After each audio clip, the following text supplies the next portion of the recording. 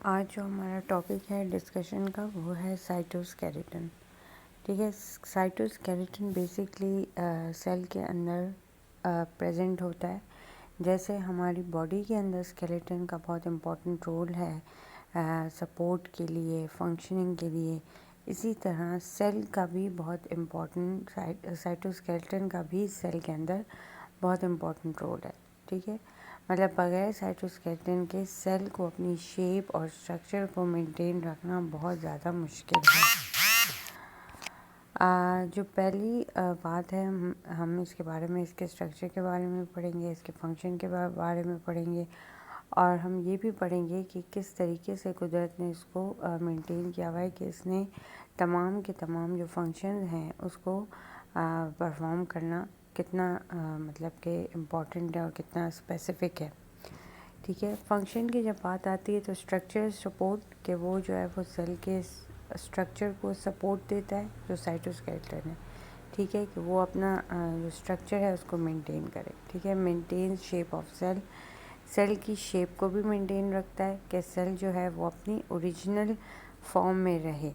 ठीक है, provides encourage for organelles. अच्छा, प्रोवाइड्स एंकरेज फॉर ऑर्गेनेलिज का मतलब क्या है कि वो सपोर्ट देता है ऑर्गेनेलिज को, जो सेल्स के ऑर्गेनेलिज हैं उनको सपोर्ट देता है कि वो एक जगह पर फिक्स रहें। जैसे कि अगर एंकरेज ना हो, फॉर एग्ज़ाम्पल अगर उनको ये ना प्रोवाइड करे ये सपोर्ट कि वो अपनी जगह पर रहें, तो न्यूक्लियस भी घूमता फिरता रहे। ठीक है, सर एंडोप्लाज्मिक रेटिकुलम भी घूमता फिरता रहे और गोल्गी कम्प्लेक्स भी घूमता फिरता रहे। मतलब सारे ऑर्गेनेलिज जो हैं वो अपनी जगह पर ना हो। अगर वो अपनी जगह पर नहीं होंगे तो वो अपना फंक्शन सही से परफॉर्म नहीं कर सकेंगे। ठीक है, सो इसलिए ये भी ज़रूरी है कि it provide anchorage for organelles. अच्छा जी, जो दूसरा इम्पॉर्टेंट फंक्शन है वो मोटिलिटी। सेल जो है वो मोटाइल है। ठीक है, यूनिसेलुलर ऑर्गेनिज्म की भी अगर हम बात करें और मल्टी सेलुलर की भी, तो दोनों में सेल की जो लोकोमोशन है, जो मूवमेंट है, उसमें इसका बहुत इम्पोर्टेंट रोल है। सीलिया है, फ्लैजिला एक्सेट्रा, मतलब वो सीलिया और फ्लैजिला की मदद से सेल जो हैं वो सर्कुलेट होते हैं, या लोकोमोशन जिसे हम कहते हैं। ठीक है, अच्छा जी, जो तीसरा इम्पॉर्टेंट फंक्शन है वो है रेगुलेशन का, कि organises structures and activities of cells, कि किस वक्त किस चीज़ को क्या करना है। ठीक है, ये सारे का सारा साइटोस्केलेटन डिसाइड करता है कि किस वक्त जो है सेल्स की मूवमेंट करनी है, किस वक्त उन्होंने अपने फंक्शंस को परफॉर्म करना है। ठीक है, so it organises structures and activities of cells. ज़ाहिर बात है, स्ट्रक्चर के साथ साथ उसकी एक्टिविटीज़ को भी मेंटेन करना पड़ता है। ठीक है, अगर हम स्ट्रक्चर की बात करें तो structure of fibres extended through out the cytoplasm. ठीक है, कि जो network of fibres extended through out the cytoplasm के ये जो साइटोस्केलेटन है ये पूरे के पूरे सेल में फैला हुआ है। ठीक है, किस फॉर्म में फैला हुआ है वो अब हम आगे पढ़ेंगे, लेकिन पूरे के पूरे सेल में जो फाइबर हैं इसकी साइटोस्केलेटन की वो फैली हुई है, नेटवर्क उसका फैला हुआ है। Network of fibres extending throughout the cytoplasm. 3 main protein fibres कौन कौन से हैं? माइक्रोट्यूब्यूल्स है, माइक्रोफिलामेंट्स है और इंटरमीडिएट फिलामेंट्स है। ठीक है, ये तीनों टाइप्स हैं साइटोस्केलेटन की जो सेल के अंदर मौजूद है। ठीक है, अच्छा, अब ये एक डायग्राम है जो कि आप लोगों ने याद नहीं करनी, जस्ट आप लोगों की इन्फॉर्मेशन के लिए है कि माइक्रोट्यूब्यूल्स कहाँ पर होते हैं, माइक्रोफिलामेंट्स कहाँ पर होती हैं और इंटरमीडिएट फिलामेंट्स कहाँ पर होती हैं। अब इन सब का जो फंक्शन है वो हम बारी बारी इसको स्टडी करेंगे। ओके, अगर हम एवोल्यूशनरी पर्सपेक्टिव की बात करें तो proteins that make up the fibres are very similar in all living things. ठीक है, अब जो वो प्रोटीन्स जो कि फाइबर्स बनाती हैं साइटोस्केलेटन की, जैसे कि माइक्रोट्यूब्यूल्स है या माइक्रोफिलामेंट्स है या इंटरमीडिएट फिलामेंट्स है, ये सब के सब जो लिविंग थिंग्स हैं इनमें ये सेम होती है। From bacteria to humans, tubulin, all cells and actins, eukaryotic cells, कि बैक्टीरिया से लेके ही इंसानों तक जो ट्यूबुलिन है वो सब सेल्स में मौजूद होती है, और जो एक्टिन है वो यूकेरियोटिक सेल्स में मौजूद होती है। ये 2 टाइप्स ऑफ प्रोटीन्स हैं जो कि साइटोस्केलेटन की बहुत इंपॉर्टेंट प्रोटीन्स हैं, जिसमें ट्यूबुलिन जो है वो सब सेल्स में मौजूद है और एक्टिन जो है वो सिर्फ यूकेरियोट्स में, मतलब वो प्रोकैरियोट्स में नहीं है। और ट्यूबुलिन जो है वो प्रोकैरियोट्स में भी है और यूकेरियोट्स में भी है। Means that they are both ancient and essential for life. ठीक है, ओके। माइक्रोट्यूब्यूल्स क्या होती है? अगर हम माइक्रोट्यूब्यूल्स की स्ट्रक्चर की बात करें, अब हम बारी बारी सबके स्ट्रक्चर और फंक्शन को पढ़ेंगे, ठीक है, जितने भी इसके फिलामेंट्स हैं। माइक्रोट्यूब्यूल्स के स्ट्रक्चर क्या है? Thickest fibres, hollow rods about 25 nanometer in diameter, constructed of protein that is called the tubulin, grow or shrink as more tubulin molecules are added or removed। ठीक है, वो ये कह रहे हैं कि ये थिकेस्ट फाइबर्स, ये मोटी तार की तरह से होती है। ठीक है, हॉलो रॉड्स, अंदर से हॉलो होता है, मतलब अंदर से उसका स्पेस होता है। ठीक है, अबाउट 25 नैनोमीटर का। और ये जिस प्रोटीन से मिलकर बनती है that is called the tubulin. Grow और shrink as more tubulin molecules are added और रिमूव। अगर आप इस डायग्राम में देखें तो ऐसे गोल गोल आपको जिग जैग किस्म का स्ट्रक्चर नजर आएगा। तो जितने ज़्यादा ट्यूबुलिन के मॉलिक्यूल्स इसमें ऐड होते जाते हैं उतना ही ये प्रोटीन जो है ये बड़ा होता जाता है, और जैसे जैसे वो कम होते जाते हैं वैसे वैसे उसका साइज जो है वो श्रिंक होता जाता है। So this is the structure of microtubules. ठीक है, कि वो थिकेस्ट फाइबर है, अंदर से वो हॉलो है, 25 नैनोमीटर उसका डायमीटर है, और जिस प्रोटीन से मिलकर बनता है that is called the tubulin. और जैसे जैसे ट्यूबुलिन के मॉलिक्यूल्स ऐड होते जाते हैं उस तरह ये बड़ा होता जाता है, और जैसे जैसे वो रिमूव होते जाते हैं वैसे वैसे ये छोटा होता है। ओके, फंक्शन की जब हम बात करते हैं तो structure, support and cell movement. ठीक है, एक तो वो स्ट्रक्चर सपोर्ट देता है, ठीक है, और सेल की मूवमेंट करता है। Move chromosomes during cell division, centrioles. अच्छा जी, अब स्ट्रक्चर सपोर्ट की अगर हम बात करें और सेल मूवमेंट की, तो इसमें माइक्रोट्यूब्यूल्स का बहुत बड़ा रोल है। पहला जो इसका फंक्शन है वो क्या है कि move chromosomes during cell division. ठीक है, कि क्रोमोसोम्स को मूव कराने में during the cell division microtubules का बहुत बड़ा रोल है। और सेंट्रियोल्स को भी मूव कराने में माइक्रोट्यूब्यूल्स का बहुत बड़ा रोल है, कि वो सेल्स को साइड बीच में से साइड्स पर लेके जाता है, और जो भी उसका ड्यूरिंग रिप्रोडक्शन सेल डिवीजन उसका फंक्शन होता है वो ये परफॉर्म करता है।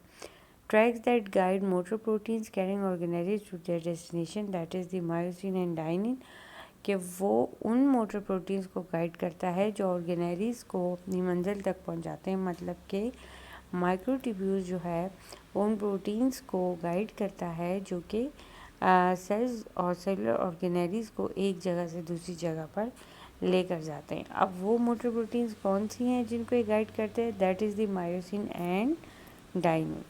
मोटिलिटी में भी इसका रोल है, that is the cilia and flagella, वो माइक्रोट्यूब्यूल्स से मिलकर बनते हैं। ठीक है, अब सेंट्रियोल्स में इसका रोल कैसे है? Cell division in animal cells, pairs of centrioles organise microtubule guiding chromosomes in cell division. ठीक है, एनिमल सेल्स के अंदर जो है वो सेंट्रियोल्स के पेयर मौजूद होते हैं जो माइक्रोट्यूब्यूल्स को इस तरह से ऑर्गेनाइज करते हैं कि वो क्रोमोसोम्स जो होते हैं ना क्रोमोसोम्स, वो उनको साइडों पर लेकर जाते हैं। मतलब during this process of cell division जो माइक्रोट्यूब्यूल्स हैं वो सेंट्रियोल्स को अलाइन करते हैं सेंटर में, और न्यूक्लियस मतलब और सेल को वो डिवाइड करते हैं। तो ये सारे का सारा जो फंक्शन है सेल डिवीजन में ये कौन परफॉर्म करता है? माइक्रोट्यूब्यूल्स। ठीक है, सीलिया एंड फ्लैजिला में इसका क्या रोल है कि एक्सटेंशन ऑफ यूकैरियोटिक साइटोस्केलेटन। सीलिया जो हैं वो बहुत सारे होते हैं और शॉर्ट होते हैं, और फ्लैजिला जो है वो 1 और 2 जो है वो पर सेल होते हैं और लॉन्गर होते हैं। मतलब कि जो सीलिया हैं वो बहुत सारे होंगे और छोटे छोटे होंगे, और फ्लैजिला जो है वो एक लंबा सा होगा, लेकिन वो क्या होगा कि 1 या 2 होगा। ठीक है, move unicellular and small multicellular organisms by propelling water past them, and cilia sweep mucus and debris from lungs and flagellum of sperm cells। अच्छा, अब यूनिसेलुलर और मल्टीपल सेलुलर जो ऑर्गेनिजम्स हैं उनको तैरान मतलब वो इस तरीके से सेल्स जो हैं वो स्विम करते हैं जैसे कि वो पानी में चप्पू चलाना, जो किश्ती होती है ना, किश्ती के अंदर जो प्रोपेलर्स होते हैं वो पीछे की तरफ वाटर को बीट करते हैं और जो किश्ती है वो आगे की तरफ जाती है। So same is the case with the unicellular and multicellular organism के वो भी वाटर को पीछे की तरफ पुश करते हैं, सेल्स जो है वो आगे की तरफ जाते हैं, ठीक है। So cilia sweep mucus and debris from lungs. अच्छा, सीरिया का एक फंक्शन है कि वो म्यूकस यानी सेल्स का जो अंदरूनी हिस्सा होता है और डेब्रिस उसको लंग से रिमूव करती है, ठीक है। फ्लैजिलम ऑफ स्पम्सेस, और जो स्पम्सेस हैं, ठीक है, उनके साथ भी फ्लैजिलम अटैच होते हैं जो उनको एक जगह से दूसरी जगह लेके जाते हैं। इन शॉर्ट ये कि सीरिया एंड फ्लैजिला दोनों का जो फंक्शन है, जो रोल है, वो लोकोमोशन में है सेल की, ठीक है। अच्छा, cilia is the oar like movement, जो सीरिया के थ्रू मूवमेंट होती है उसको ओर लाइक मूवमेंट कहते हैं। Alternating power and recovery strokes generate force perpendicular to cilia axis, ठीक है। जो alternating power and recovery strokes कहलाते हैं, generate force perpendicular to cilia axis के, जो समझ लें कि वही और लाइक मूवमेंट के अगर वो आगे की तरफ जो है वो सीलिया जो है वो ऑर्गेनिजम्स को आगे की तरफ करता है, तो वो वाटर को या जो भी मीडियम जिसमें वो सेल जा रहा होता है उसको बैक की तरफ पुश करते हैं, ठीक है।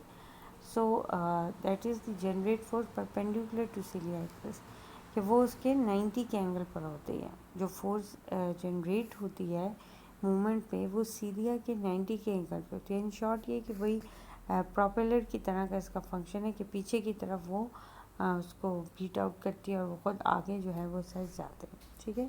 फ्लैजिला क्या है? That is the undulatory movement force generated parallel to flagellum axis. अच्छा, इसमें एग्जैक्टली उसी डायरेक्शन में सेल्स जो है वो मूव करते हैं जिस डायरेक्शन में फ्लैजिला मूव करता है, क्योंकि वो एक ही होता है और वो अपनी मदद से सेल्स को एक जगह से दूसरी जगह लेकर जाता है, जबकि सीलिया में ऐसा नहीं होता। सीलिया में जो फोर्स है वो परपेंडिकुलर लगती है और जो फ्लैजिला है जो एक है उसमें पैरेलल लगती है, ठीक है, जिसकी वजह से जो ऑर्गेनिजम्स हैं या जो सेल्स हैं वो मूव करते हैं। अच्छा जी, अब अगर हम इसके स्ट्रक्चर की बात करें तो रिमेंबर कि 9+2 9 pairs of microtubules around 2 single microtubules in centre. इसका स्ट्रक्चर ऐसा होता है कि जो 2 पेयर्स हैं माइक्रोट्यूब्यूल्स के वो बीच में होते हैं और उसके इर्द गिर्द 9 पेयर्स जो हैं वो होते हैं, ठीक है। 9 pairs of microtubule around 2 single microtubules in centre. जो 2 सिंगल माइक्रोट्यूब्यूल्स हैं वो बीच में हैं और जो 9 पेयर्स हैं माइक्रोट्यूब्यूल्स के वो उसके अराउंड है। Bending of cilia and flagellum is driven by the motor protein that is the dynein, ठीक है। सीलिया कैसे बेंड होता है और फ्लैजिला जो है वो कैसे मूव करता है। Bending of cilia and flagella is driven by the motor protein. Cilia and flagella में जो मोटर प्रोटीन जो ये काम परफॉर्म करती है कि वो किस तरीके से बीट आउट करते हैं और कैसे वो सफ़र करते हैं, वो जो मोटर प्रोटीन है वो डाइनिन कहलाती है, ठीक है। अब ये इसका एक डायग्राम है जिसको आप देख सकते हैं कि बीच में 2 माइक्रोट्यूब्यूल्स के पेयर्स हैं और इर्द गिर्द जो है उसके 9 माइक्रोट्यूब्यूल्स के पेयर्स हैं, ठीक है, जिसमें कि वो एक फिक्स स्ट्रक्चर जो है वो बना हुआ है। माइक्रोफिलामेंट्स एक्टिन फिलामेंट स्ट्रक्चर जो है thinnest class of fibre solid rods of protein that is the actin twisted double chain of actin subunits about 7-9 nanometre in diameter, ठीक है। जो स्ट्रक्चर है वो क्या है कि इस माइक्रोफिलामेंट्स जो हैं that is the actin filament, ये भी एक प्रोटीन बेस्ड फिलामेंट्स हैं। अभी तक जो हम पढ़ रहे थे हम माइक्रोट्यूब्यूल्स की बात कर रहे थे और अब हम माइक्रोफिलामेंट्स पर आ गए हैं, ठीक है। इसका स्ट्रक्चर क्या है कि thinnest class of fibres solid rods of proteins actin, ठीक है, twisted double chains of actin subunits about 7 nanometre in diameter. ये जो थिनेस्ट क्लास ऑफ फाइबर्स है, ठीक है, सब बहुत ज़्यादा सॉलिड रॉड्स ऑफ प्रोटीन्स, जो प्रोटीन्स के रॉड्स हैं वो बिल्कुल सॉलिड हैं, ठीक है, दैट इज़ द एक्टिन, और एक्टिन के बने हुए हैं और डबल चेन है इसकी, जैसे कि twisted double chain of actin subunits about 7 nanometre in diameter. कि अगर आप इस डायग्राम को देखें तो 2 ऐसे ट्विस्ट हुई हुई हैं डबल चेन्स और that is called the actin सब unit because actin is a protein which is used in microfilaments और 7 नैनोमीटर इसका डायमीटर है। फंक्शन क्या है कि 3D network inside cell membrane के अंदर 3D नेटवर्क है इनका, ठीक है, क्योंकि ये ट्विस्ट होते हैं around. In muscles as actin filaments interact with myosin filaments to create the muscle contraction. और इसकी जो एग्जांपल है वो है कि मसल सेल्स के अंदर जो एक्टिन फिलामेंट्स होते हैं, ठीक है, वो इंटरेक्ट करते हैं मायोसिन के साथ, और इस तरह से मसल जो है वो कंट्रैक्ट होते हैं। मतलब कि एक्टिन फिलामेंट्स तो उसमें होते ही हैं, लेकिन मसल्स के अंदर वो जिस प्रोटीन के साथ इंटरेक्ट करते हैं उसका नाम है मायोसिन, और जिसकी वजह से सेल्स जो है वो मसल्स जो हैं वो कंट्रैक्शन करते हैं। Dynamic process, actin filaments constantly form and dissolve, making the cytoplasm liquid or stiff during movement। कि जब मूवमेंट होती है तो एक्टिन फिलामेंट्स जो हैं, मतलब एक्टिन जो प्रोटीन है उसके जो फिलामेंट्स हैं वो कॉन्स्टेंटली बनते हैं और डिज़ोल्व होते हैं, ठीक है, जिसकी वजह से साइटोप्लाज्म जो है वो लिक्विड ही हो जाता है या फिर स्टिफ हो जाता है, सख्त हो जाता है ड्यूरिंग द मूवमेंट। ज़ाहिर बात है जब वो बनेंगे तो वो स्टिफ हो जाएगा साइटोप्लाज्म, जब एक्टिन फिलामेंट बनेंगे तो साइटोप्लाज्म स्टिफ हो जाएगा, और जब वो डिज़ोल्व होंगे तो वो साइटोप्लाज्म लिक्विड की फॉर्म में आ जाएगा, ठीक है। सो एग्जांपल इसकी माइक्रोफिलामेंट्स की दी है movement of amoeba and cytoplasmic streaming in plants and speed distribution of materials. कि मूवमेंट ऑफ अमीबा जिस तरह से मूव करता है वो इसकी एक एग्जांपल है, प्लांट्स के अंदर साइटोप्लाज्मिक स्ट्रीमिंग इसकी एग्जांपल है, स्पीड डिस्ट्रीब्यूशन ऑफ मटीरियल्स। अच्छा जी, उसके बाद हम बात करते हैं इंटरमीडिएट फिलामेंट्स की। स्ट्रक्चर के स्पेशलाइज फॉर बेरिंग टेंशन। इनका ये मकसद होता है कि ये टेंशन मतलब कि स्ट्रेसफुल काम भी ये कर सकते हैं जिसमें ज़्यादा फोर्स लगे, ठीक है। Specialize for bearing tension, build from keratin proteins, और हार्ड होते हैं ये, और इनकी जो प्रोटीन्स होती है that is called the keratin, ठीक है, हेयर के अंदर ये मौजूद होती है, same protein as hair. Intermediate in size, यानी 8 to 12 नैनोमीटर्स का साइज़ है। अच्छा, अब इसका फंक्शन क्या होगा? Hold things in place inside cell, more permanent fixations of cytoplasm and reinforce cell shape and fix organelles location, ठीक है, कि ये एक जगह पे होल्ड करके रखता है, ठीक है। मोर परमानेंट फिक्सेशन ऑफ साइटोप्लाज्म और साइटोस्केलेटन जो है वो ज़्यादा यानी कि फिक्स रहता है इसकी वजह से इंटरमीडिएट फिलामेंट्स की, क्योंकि ये हार्ड होती हैं, ठीक है। So hold things in place inside cell, more permanent fixtures of cytoskeleton, reinforce cell shapes and fix organelle location, ठीक है। सेल शेप को रीइंफोर्स करता है और जो ऑर्गेनेलीज हैं उनकी लोकेशन को फिक्स करता है, ठीक है। Okay, this is all about the intermediate filaments. ये सबसे हार्ड होती हैं, ठीक है, और ये टेंशन को बेयर कर सकती हैं, केराटिन प्रोटीन से मिलकर बनती हैं, ठीक है। इंटरमीडिएट इन साइज है and hold things in place inside the cell, more permanent fixation of cytoplasm, cytoskeleton इसकी वजह से ज़्यादा परमानेंटली फिक्स्ड होता है। अच्छा जी, समरी पर आ जाए। माइक्रोट्यूब्यूल्स थिकेस्ट है, सेल स्ट्रक्चर और सेल मोटिलिटी में इसका रोल है, और ट्यूबुलिन प्रोटीन से माइक्रोट्यूब्यूल्स मिलकर बनते हैं। माइक्रोफिलामेंट्स थिनेस्ट हैं, ठीक है। Internal movements within cell, जो सेल के अंदर की मूवमेंट होती है वो इसकी वजह से हो सकती है, और जो प्रोटीन्स हैं इसमें वो यूज़ होते हैं एक्टिन एंड मायोसिन। पहले वाले में ट्यूबुलिन और दूसरे वाले में actin and myosin. Intermediate filaments, intermediate more permanent fixation keratin, ठीक है, इंटरमीडिएट है, और ज़्यादातर जो परमानेंट करती है वो किसको करती है, मतलब कि फ़िक्स करती है चीज़ों को जगह पर, ठीक है। और keratin is the protein which is the example of intermediate filaments, ठीक है। ये इसकी कुछ डायग्राम्स हैं, ये इतनी ज़्यादा मुश्किल नहीं है, लेकिन जस्ट फॉर योर नॉलेज आप इनको अच्छे से पढ़ के और अच्छे से समझ लें। So this is all about the cytoskeleton, कि कैसे जो है साइटोस्केलेटन का क्या रोल है। उसकी 3 मेन जो हैं वो कंपोनेंट्स हैं, that is the microtubules, microfilaments and intermediate filament. तीनों के अलग अलग स्ट्रक्चर्स हैं, तीनों के अलग अलग फंक्शन हैं, तीनों का डिफरेंस आप लोगों को पता होना चाहिए, क्या साइज़ में क्या डिफरेंस है, फंक्शन में क्या डिफरेंस है, और प्रोटीन्स जो हैं वो तीनों के अलग हैं, ठीक है। जो पहले वाले की है वो है ट्यूबुलिन, माइक्रोट्यूब्यूल की जो एग्जांपल है वो ट्यूबुलिन, माइक्रोफिलामेंट्स की एग्जांपल्स है एक्टिन एंड मायोसिन, और इंटरमीडिएट फिलामेंट्स की एग्जांपल्स है केराटिन, ठीक है।